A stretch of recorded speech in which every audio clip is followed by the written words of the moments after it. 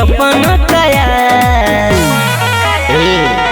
तू परदेस मेरा दिल ले गया, जाते जाते मीठा मीठा गम दे गया। तू परदेस मेरा दिल ले गया, जाते जाते मीठा मीठा गम दे गया।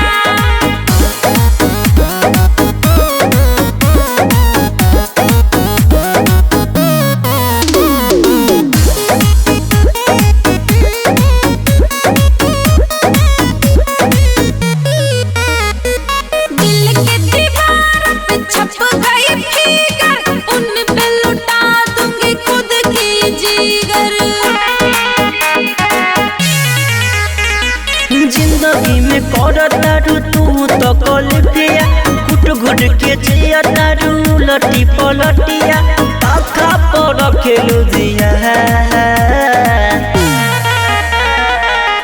परदेस मेरा दिल ले गया, जाते जाते मीठा मीठा गम दे गया।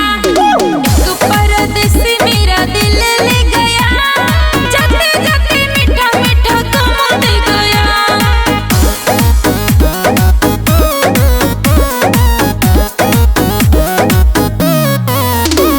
पटना की लड़की पटेगी नहीं, दिल्ली के दिल मिटा देगी नहीं, आरा की लड़की आर पार कर देगी, दिलवा पे धरे धरे वार कर देगी।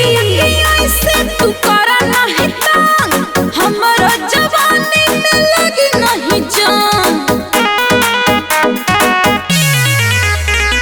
छोड़ो ओकर सोच जे चल गई दूरिया, ऑफर देता रे रंदिर अनुरोधवा।